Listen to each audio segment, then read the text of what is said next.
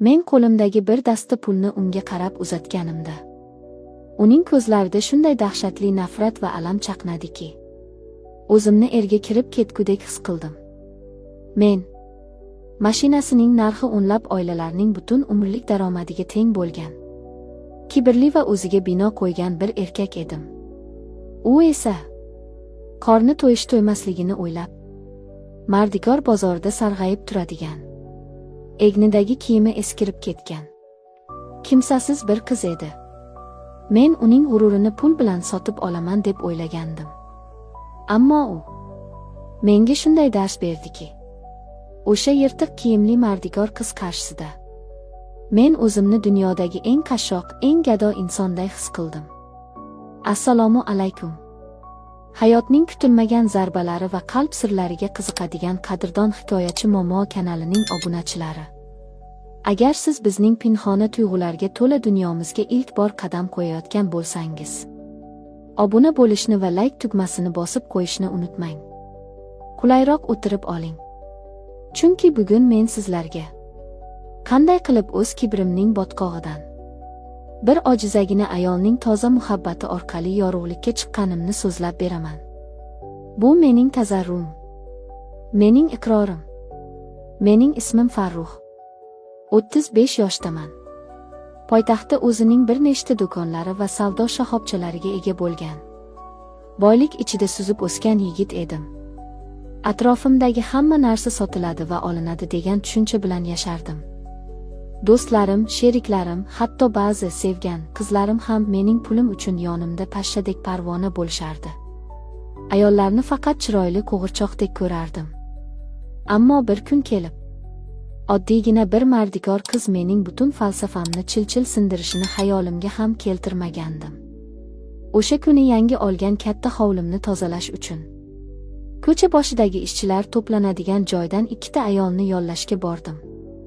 Mashinamdan tushmasdan turib oldimga yugurib kelgan ayollar orasidan ko'zimga qandaydir ojizroq ko'ringan bir qizni va yoshi kattaroq ayolni tanladim.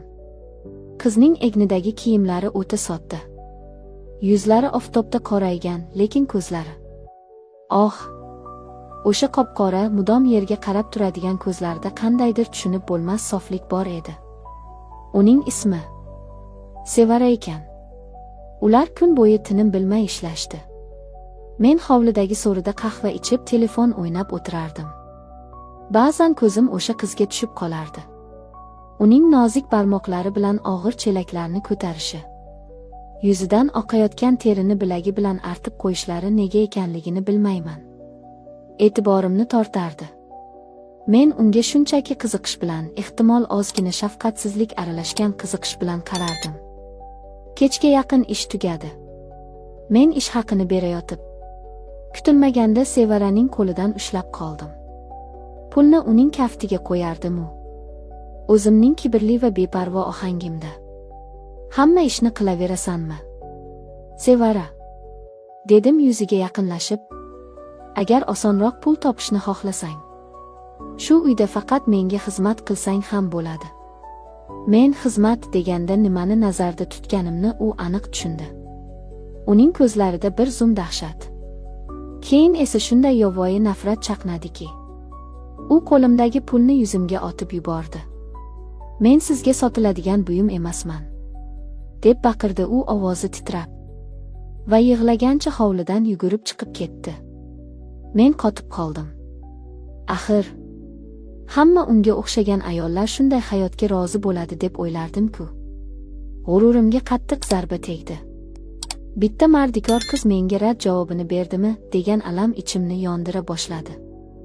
Ertasiga uni topish uchun yana o'sha bozorga bordim. Lekin u yo'q edi. Keyingi kuni ham, undan keyingi kuni ham men o'zimni aqldan ozayotgandek his qilardim. O'sha oddiygina yog'och o'rindiqda, u o'tiradigan joyda soatlab uni kutardim.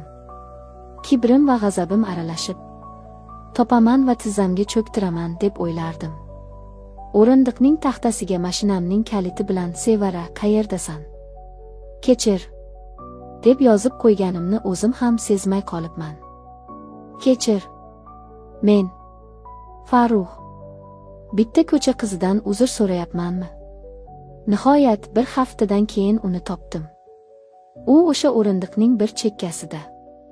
Quloqchin taqib olgancha tizzasiga qo'yilgan qandaydir eski daftarga yozib o'tirardi. Men sekin borib yoniga o'tirdim. U meni ko'rdi-yu, o'rnidan sapchib turib ketmoqchi bo'ldi.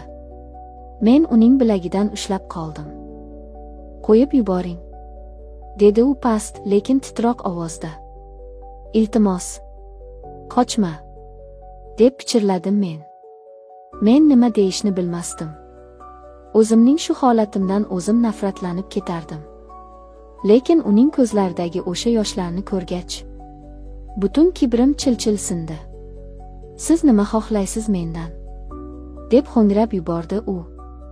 "Boyligingizga ishonib hamma narsani sotib olaman deb o'ylaysizmi? Men yetimxonada o'sgan bo'lsam ham, ota-onasiz qolgan bo'lsam ham, or-nomusimni ko'chadan topganim yo'q.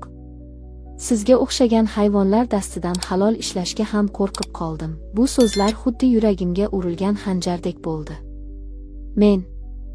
Men o'zimni shunday pastkash, shunday iflos his qildimki, "Sevara, meni kechir", dedim boshimni egib. O'sha lahzada men haqiqiy mehr, haqiqiy sevgi qanday paydo bo'lishini tushundim. Bu sevgi shahvat emas. Bu azobli va toza insoniylik darsi edi. Men uni ishontirish uchun ancha vaqt sarfladim. Uning xarajatlarini to'lamoqchi bo'ldim, rad etdi. "Menga sadaqangiz kerak emas", dedi qat'iy.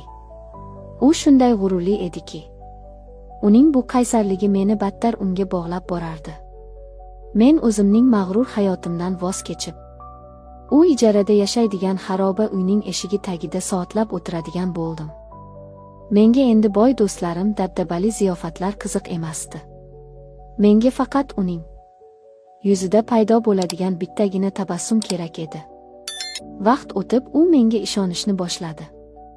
Bizning uchrashuvlarimiz qimmatbaho restoranlarda emas, shahar chetidagi oddiy o'rindiqlarda yomg'ir ostida sayr qilish bilan o'tardi. Men uning qalbini, uning o'qishga bo'lgan qiziqishini, yetimligida chekkan azoblarini tinglardim. Va o'zimning pulga qurilgan dunyom qanchalar bo'sh va sovuq ekanligini anglardim. U meni o'zgartirdi. U mening ichimdagi uxlab yotgan chinakam erkakni uyg'otdi. Bugun bizning to'yimiz bo'ldi. Men poytaxtning eng badavlat yigitlaridan biri. Hamma boyvachcha qizlarni rad etib, o'sha mardikor qizni o'z uyimning bekasi qildim. Hozir u mening xonamda. Qo'lida qahva bilan menga jilmayib qarab turibdi. Men unga qarayman.